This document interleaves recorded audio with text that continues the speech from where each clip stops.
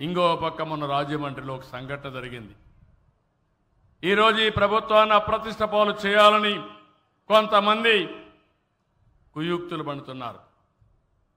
లేనిపోని సమస్యలు, సహజంగా మరణించిందని కూడా ఒక పాస్టర్ సహజంగా మరణించి దాన్ని కావాలని ఎవరో చంపారని చెప్పి పెట్టారు. నేను ఒకటే అడిగాను, నేను ఒకటే చెప్తున్నా, ఎవడైనా సరే తప్పు చేసిన వాళ్ళ పట్ల నేను చండ శాసనుడిగా ఉంటాను తప్ప ఎక్కడా వదిలిపెట్టను. అదే సమయంలో రాజకీయం చేసి తప్పుడు ఆరోపణలు చేసి బురజల్లే కార్యక్రమం చేస్తే మాత్రం నేనంత ఈజీగా వదిలిపెట్టినా. ఒకటి ఉంది, నన్ను కూడా మోసం చేయగలిగారు.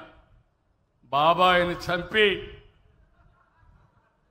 గుండెపోటుగా చిత్రీకరించి తెల్లవారే కొందికి నారాసుర రక్త చరిత్ర చేసి ఆ తర్వాత ఎన్ని నాటకాలు చేశారో తమ్ముళ్ళు జ్ఞాపకం ఉందా అని మిమ్మల్ని అడుగుతున్నా.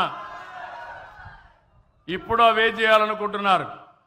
వీళ్ళు చేసే ఘోరాలు, వీళ్ళు చేసే అరాచకాలు తిరిగి మన మీద పెట్టాలని కడాన తిరుమల తిరుపతి దేవస్థానంలో కూడా వీళ్ళు పోయేసి అరాచకాలు చేస్తూ అక్కడేదో ఫెయిల్ అయిందని చెప్పాలని ప్రయత్నం చేస్తున్నారు.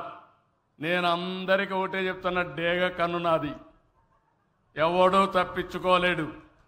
నేను అన్ని టెక్నాలజీ పెట్టేశా.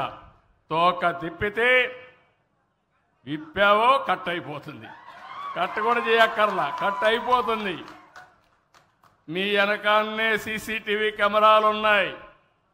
నువ్వు ఎక్కడ పోయినా దాగలేకుండా ఉండేడుగా డ్రోన్స్ ఉన్నాయి. నిన్ను కనిపెడుతూ ఉన్నా. నేను ఉండను కానీ నేను పంపించినట్టు ఏదో ఒకటి నీ వెంటాడుతూనే ఉంటుంది. తప్పు చేసిన వాడికి మాత్రం శిక్ష తప్పదని మరొక్కసారి హామీ ఇస్తున్నా. తమాషా అనుకోవద్దండి. ఇక్కడ నేను మిమ్మల్ని కోరేది, వాళ్ళు చెప్పిందంతా కూడా బ్లైండ్గా మీరు నమ్మద్దండి.